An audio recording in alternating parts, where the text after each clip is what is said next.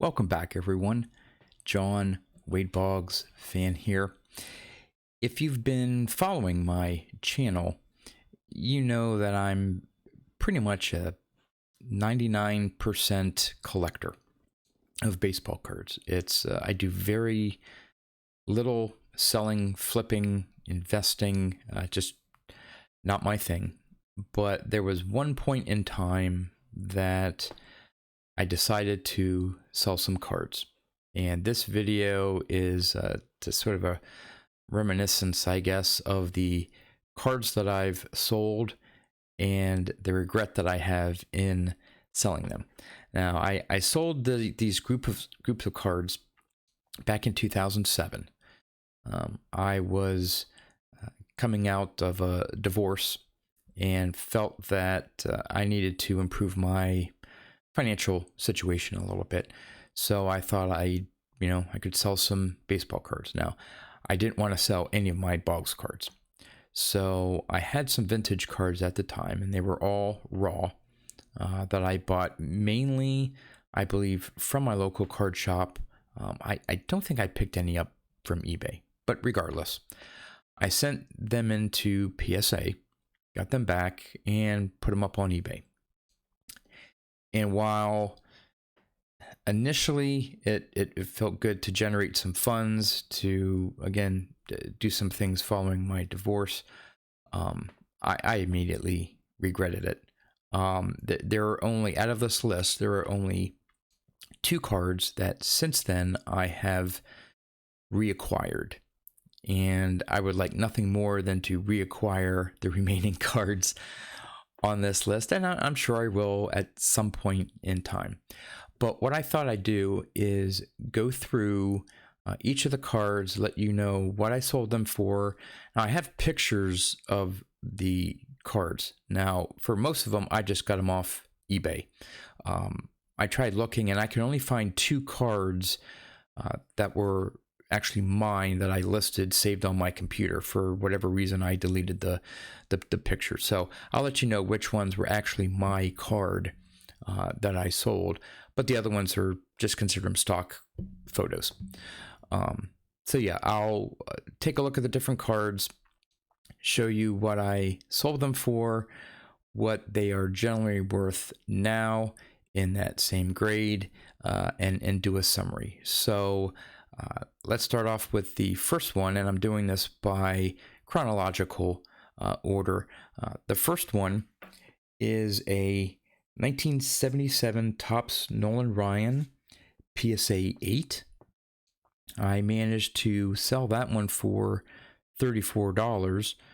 Now it's going for about $70. This is one that I have recently repurchased.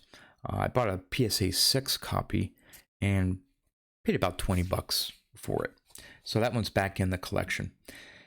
The next one is a 1974 Topps Thurman Munson. Now this one received a PSA 8, but it had a qualifier, a stain qualifier.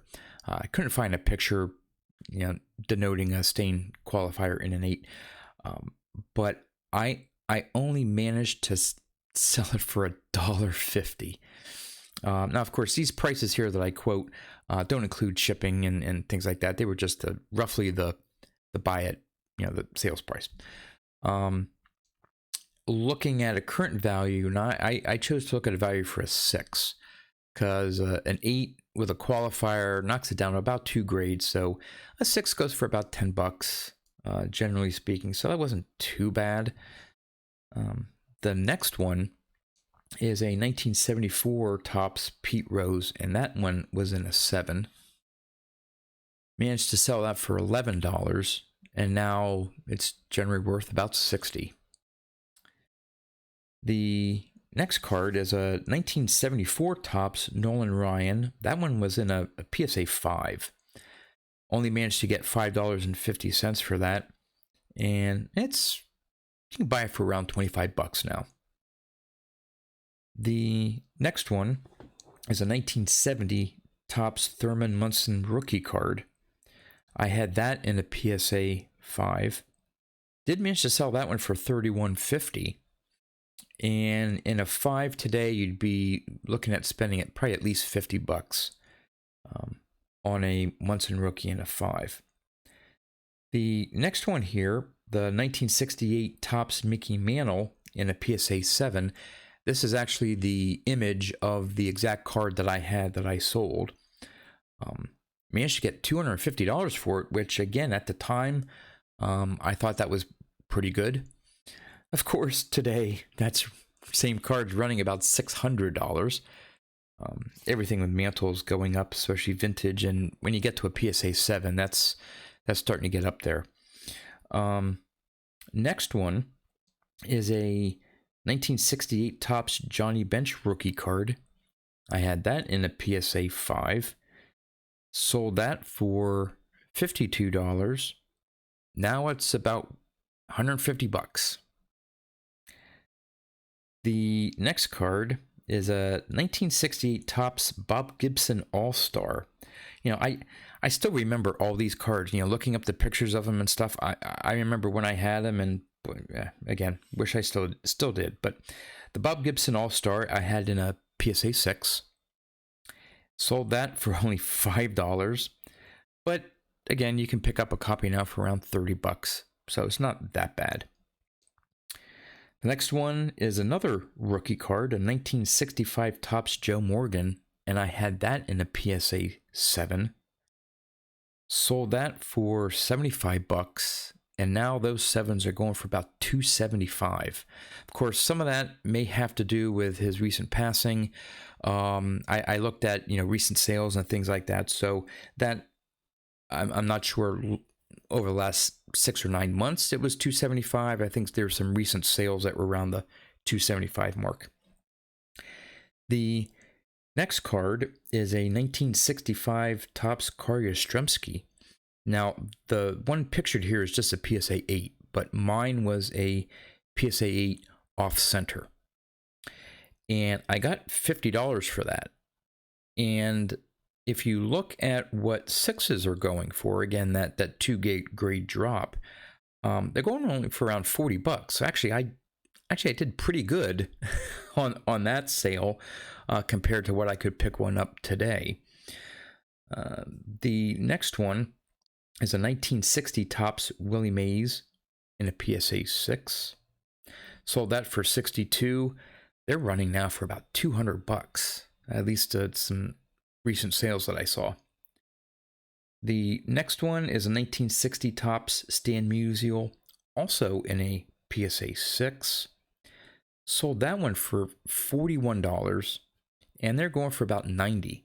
I'm a little surprised that the Musial in a 6 is like half of what a Maze is in that same grade. So not sure what's going on there. Again, I just did a quick look on eBay completed sales, and if there were multiple ones, sort of try to take an average. And so, you know, these aren't exact sales prices, but a general idea. The next one is a 1960 Fleer Cy Young.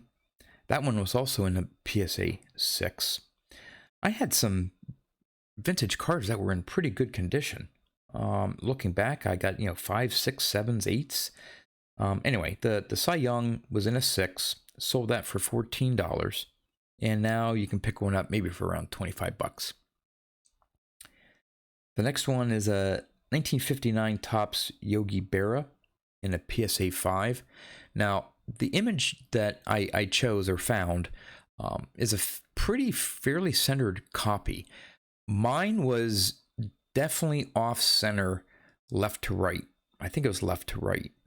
And so the corners and other things must have been much nicer than the PSA 5 that is pictured here, because I'm sure it would have gotten some downgrade because of the off centering. But anyway, it was a 5.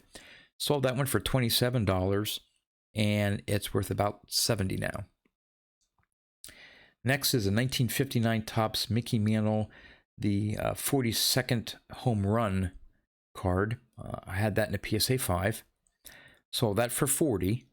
Not too bad. It's worth about $70 now. Then the next one is a 1956 Topps Enos Slaughter in a PSA 6. I sold that one for $21.50, and you can get it now for around $30. Not too bad. The next one is the one that I truly regretted selling right off the bat. As soon as I mailed it, I'm like, what did I do? But it was my 1954 Topps Ted Williams. Now, I bought this raw from my local card shop, and I'm pretty sure I spent $600 on it, raw. And when I went to sell it, I was hoping it was going to get a 7. It came back a 6. I was a little disappointed. Sold it for $500, so I actually took a loss on that. But the first national I went to back in 2015, that was my top priority. I had saved up money. I was going to buy my Ted Williams back, and I managed to find I've shown it off on multiple videos. I bought a BVG 7 at the National for $600. But that same PSA 6 today is worth about $700. So I think I did good overall in selling the 6, buying the BVG 7, even though they don't sell as much as a PSA. And I think if I ever switch it over, I don't know, PSA may knock it down to a 6. I'm not sure if it would remain a 7. Don't know. But all in all, I don't think I lost any money, and I have my Ted Williams back. So the last one, and I just love this card. It's the 1952 Bowman Warren Spawn. I had it in a PSA 4. Sold that for $50. And boy, recent sales of a 4 are right around that $50 as well. Now, I don't know if mine was like a quote unquote, under graded 4, or whether it was a super sharp looking 4. I don't know. I don't know why it would have gone for back then what looks like a premium to be the same price as it is 13 years later. But regardless, it currently goes for about $50 now, the same as what I sold it for. So as a recap, looking at the 18 cards that I sold back in 2007, and again, I've only been able to buy back 2 of them. I sold all those 18 cards for $1,271. And today, the value is pretty much doubled to $2,545. So there you have it. A breakdown of all the cards that I sold back in 2007, and maybe one of the reasons why I refuse to sell cards. I've done a couple trades like with a Boggs fan and stuff, but just again very little. Now I have given some cards away through some care packages through YouTube and things like that. That I don't mind. To me, they're not special cards, but they are special cards to other YouTubers, and I would love to see them in their hands. So beyond that, I just don't, unless I truly need the money, I do not see myself selling any of my cards. So what I'm interested in is, let me know if you regret selling any of your cards in the past. What did you sell? You don't need to tell me, what you sold it for and all that stuff, but, did you regret selling it right away? Do you regret selling it now, maybe because of the current value, but you were okay selling it back then? Would love to hear. I'm sure some of you guys out there have sold cards. Maybe not many like me. Maybe some of you have, bought and sold a lot. And I'm sure you have some regrets. I'm sure there were some that you go, wow, I'm glad I sold that one now, because whatever, I turned the money into buying this, and I'm much happier with this, and so on. So I'm very pleased. Tell me your positive stories as well. But I would be interested in knowing some of your heartbreak stories along with the ones that I've shown here. So, all right, let's wrap things up with trivia time. And the question from the last video was what 2000 team was the first to ever go through an entire 162 game season without being shut out?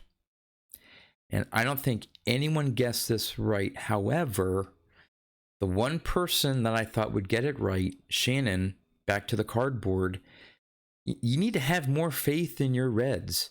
I think you commented, I don't know what it is, but it can't be my Reds. It was the Cincinnati Reds. So, Shannon, your team was the first to ever go through a 162 game season and not get shut out. They finished second place in their division with an 85-77 record. So there you go. The new question for this video, you'll probably get this if you think hard enough on it. How many Cy Young Award winners' names end with the letter X? How many Cy Young Award winners' names end with the letter X? So let me know how many and name them.